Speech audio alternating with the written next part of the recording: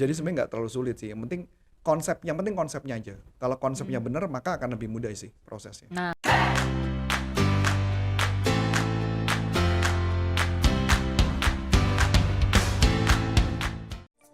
halo Sobat Sales dimanapun Anda berada, jumpa lagi dengan saya Namelani dalam YouTube channel Coach Antonius Arif yang membahas tentang selling dan marketing. Nah, Sahabat Sales dimanapun Anda berada, selalu jaga sehat ya, tetap prokes, supaya kita juga tetap bisa beraktivitas. Oke, Sahabat Sales, kali ini kita mau ngomongin soal B2B nih. Wah, topik yang gak ada habis-habisnya dan selalu menarik ya. Oke, Sahabat Sales, sebelum kita bincang-bincang lebih jauh, yuk kita lihat yang mau lewat berikut ini ya. Sebelum Anda lanjut nonton video ini, silakan Anda subscribe, like, dan share kepada teman-teman Anda sehingga channel ini bisa bertumbuh. Halo Sobat Sales, jumpa lagi dengan saya Namelani dan saat ini sudah ada bersama dengan saya Coach Antonius Arif. Halo Coach. Hai, halo. Wah, sibuk sekali tangannya Coach ya, Iya nih. kesana kesini, Iya pindah nih, kesana karena kesini gitu. biarin aja karena ini jadi kayak kita jadi DJ ya. Kita jadi DJ Iya, ya. nggak apa-apa lah. Biar yang denger juga nggak boring, Nggak menarik, boring, ada musik. ada musik-musiknya sedikit lah. Iya. Yap. Nah, Coach, kita mau bahas lagi nih tentang B2B nih, Coach. Hmm, hmm. Topik yang sangat menarik karena memang kan penjualan kalau nggak B2C ya B2B gitu ya, Coach ya. Ya, B2C, B2B, Balik lagi B2G, gitu. Oh, apa lagi nih, Coach? government. Oh, government ya. Ya, business to Jadi government. business to government. Oke, wah kita boleh bahas nanti sekali Sebenarnya waktu tuh. prinsipnya yang bersama sama B2B. Prinsipnya, cuman bedanya dia lebih ke arah lebih banyak ada birokrasinya. Sebenarnya intinya sama sih. Intinya sama dengan Intinya B2B sama. ya. Sama sama B2B. Kalau B2B-nya ke BUMN ya B2B kan. Ya. Tapi kalau ke government ya benar-benar ke pemerintahan, Bu, kayak misalnya ke Pemda. Ya berarti memang ada aturan-aturannya gitu ya kali ya. Ya sebenarnya kalau saya ditanya sih lebih gampang apa lebih susah, menurut saya sih nggak terlalu lebih susah sih. Asal kuat aja iman dan takwa Mentalnya dan kuat. mentalnya itu aja sih. Itu aja yang Oke, membedakan. nah kalau di swasta kan lebih banyak dipangkas birokrasi ya Iya, nggak gitu swasta sebenarnya. maupun BUMN juga udah paling pangkas sih. Jadi sebenarnya nggak terlalu sulit sih. Yang penting konsepnya aja. Kalau konsepnya bener maka akan lebih mudah sih prosesnya. Nah, ngomongin konsep nih Coach nih, gimana nih kalau konsep kalau misalnya kita punya produk kita mau jualannya ke B2B nih? Sebenarnya gini sih paling gampang ya. Ketika kita jual B2B, kalau saya pribadi ketika jualan B2B, yang pertama akan saya lakukan adalah saya mencari tahu siapa buyer role-nya customer tersebut, Bu. Buyer role ya. Buyer role, ya buyer role. Jadi buyer role itu saya cari tahu siapa-siapa orang-orang yang saya kontak. Nah, kebetulan saya mau ngebahas agak sedikit beda nih, Bu. Jadi ada yang namanya buyer role, Bu Ana. Kalau buyer role dulu yang biasa saya pakai kan adalah basic ya. BASIC. Nah, saya mencoba mengenalkan istilah baru aja di buyer role. Jadi di buyer role ada istilah namanya user. Jadi user, apa itu user? User adalah orang yang menggunakan produk atau jasa kita. Jadi kalau kita masuk corporate, cari dulu usernya siapa. Yang kedua adalah influencer. Cari orang yang bisa mempengaruhi keputusan, Bu Ana. Cari siapa? Orang yang bisa mempengaruhi. Nah, kebanyakan sales nggak pernah nyari tuh. Dia taunya hanya nawarin aja langsung gitu Bahkan ya. nawarin langsung, kadang-kadang dia nggak tahu nawarinnya ke siapa, dia nggak tahu. Ya, jadi ingat ya, user orang yang menggunakan produk. Jadi user adalah orang yang mengalami rasa sakit, Bu. Kalau produknya tidak bisa memenuhi kebutuhannya dia. Misalnya gini, gue diminta sama bos gue harus perform, tapi gue nggak disediain alat. Nah itu user, yang paling mengalami sakit kan. Iya. Yang kedua influencer. Yang ketiga adalah buyer, orang yang melakukan pembelian. Ya Bu ya. Jadi kan user butuh nih. User kan ngomong sama buyer nih. Tapi bayarnya belum tentu mau bayarin dong. Ya karena nggak ada alasan yang masuk akal, kenapa gue harus bayar? Iya. Ya dong. Yang berikutnya adalah decider. Decider adalah orang yang memutuskan pembelian, Bu. Oke deh, gue beli. Yang bayar siapa? Ya bukan dia, ada buyer. Ya betul dong. Iya. Bisa aja di atasan. Bisa aja kan artinya. Bisa juga nggak komunitas. Bukan komunitas apa? Grup yang memutuskan bukan satu tapi banyak. Nah yang terakhir adalah gatekeeper, Bu. Penjaga gawang. Siapa, Bu? Penjaga pintu, resepsionis, sekretaris, satpam, itu adalah gatekeeper. Nah tugas kita adalah mencari itu dulu, Bu, ketika nggarap. Jadi gitu ya. Jadi yang pertama bisa tembus nih sama penjaga gawang, gatekeeper. Kedua setelah itu cari usernya. Setelah user baru kita ngejar yang lain. Kebanyakan enggak, sales ngejar kemana? Ke buyer.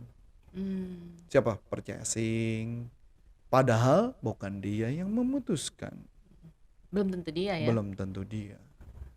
Apalagi kalau corporate besar. Mm-mm. Jadi bukan purchasing. Kita harus cari tahu siapa user yang akan mengalami rasa sakit.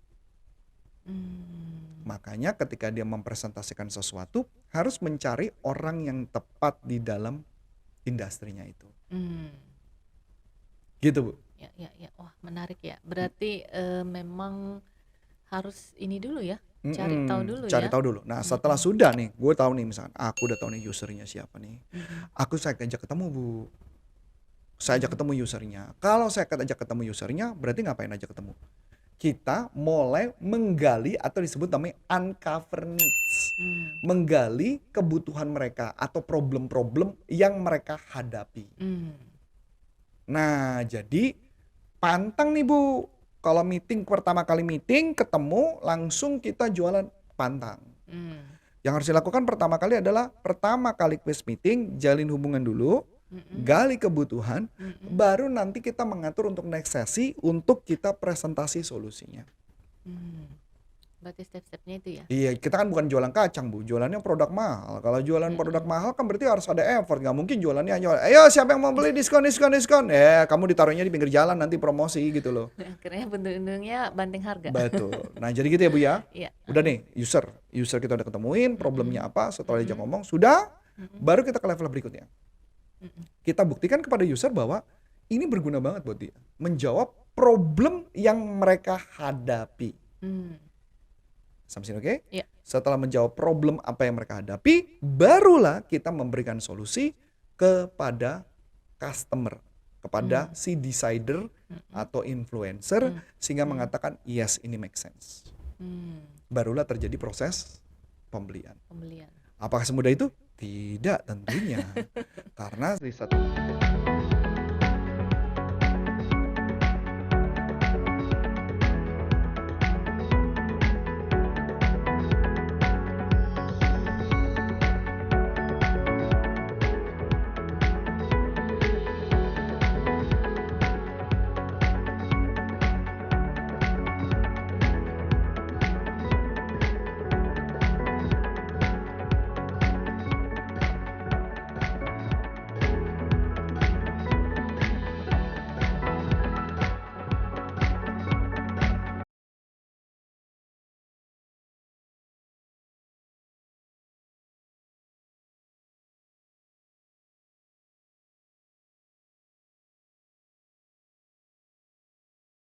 tiap tahap harus kita bisa meyakinkan kepada orang lain. Dan saya pernah bahas di video sebelumnya kan tentang trust tadi ya. Credibility plus reliability plus intimacy bagi self orientasi. Nanti kalau mau tahu lebih lanjut mendingan nonton aja videonya. Nanti linknya ada di sini ya. Iya. Nah, ada linknya. Kalau pengen tahu lebih lanjut lagi boleh nanti mungkin mengundang kita. Iya, untuk mengundang pelatihan kita ya. Pelatihan yang saya jelaskan lah. Itu Di situ akan banyak lebih clear. latihan-latihannya. Wah, latihan. Kami nggak suka teori-teori, nggak suka lah. Kita langsung praktek gimana cara pakai di Iya. lapangan. Oke. Kayak gitu, Bu. Oke. Berarti memang untuk jualan ke B2B ini juga challenge-challenge-nya ada ya. Bener, coachnya. Bu. Bener, Bu. Jadi karena tugas kita adalah seperti itu. Pertanyaan yang menarik, emang nanti kalau setelah sudah mereka dipresentasikan, emang mereka nggak memikirkan ini produknya produknya ini berguna apa enggak? Mereka akan mengecek dulu barang ini kira-kira ada manfaatnya nggak buat mereka. Kalau nggak ada manfaatnya, mereka tidak akan mungkin memutuskan sih. Nah, itulah berarti challenge dari salesnya nih, gimana Betul. dia Mempresentasikan value added dari tersebut. produk yang dijual Betul, ya. sehingga dianggap ini masuk akal sih. Kalau nggak bisa, Bu. Jadi makanya kalau buat saya, setiap masuk ke satu buah market, kita harus ngecek dulu strateginya seperti apa.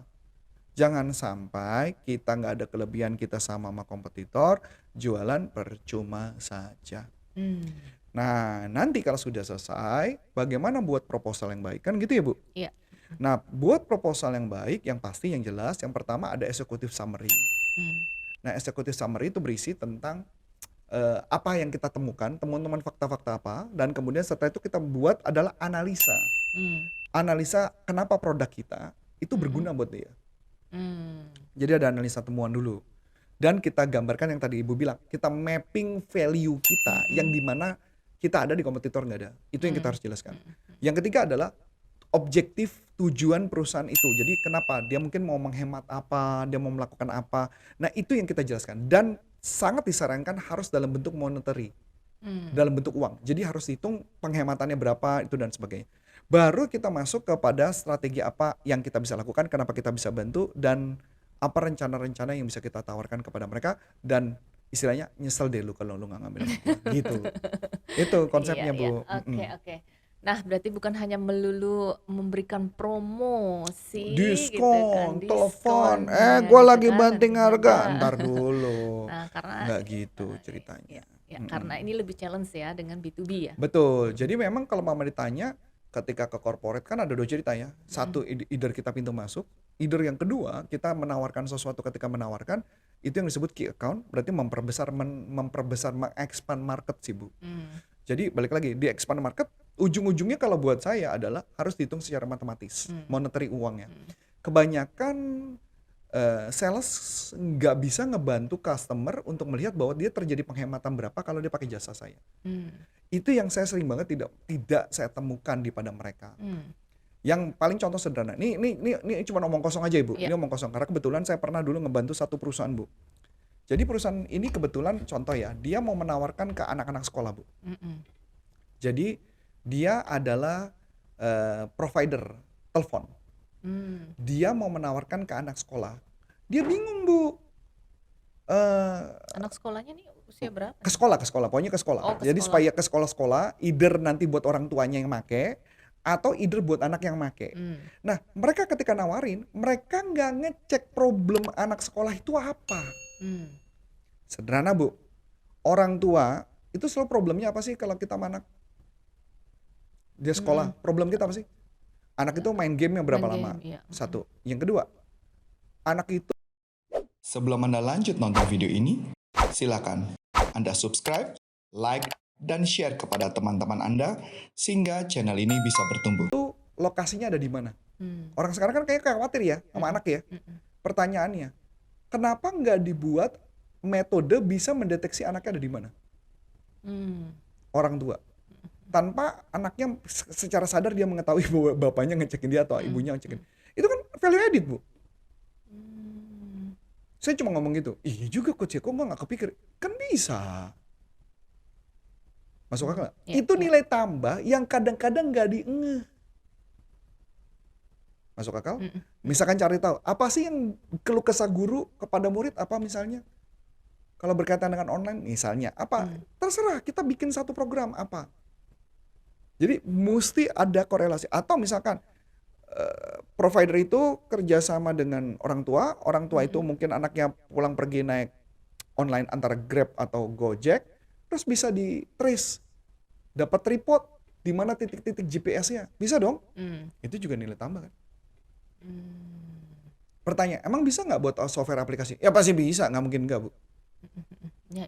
Lah perusahaan kita aja yang kecil aja kita punya kok function-function yang gitu ngerti nggak? Untuk mendeteksi mereka ada di mana, pekerjaannya gimana, cara mencapainya gimana, itu maksudnya pengukurannya. Bisa nggak memberikan nilai tambah yang membuat orang jadi tertarik? Saya ambil contoh yang paling sederhana gini Bu. Saya dulu jualan printer. Printer saya harganya mahal dibanding kompetitor. Udah pasti nggak bakal menang dong. Supaya saya menang gimana Bu?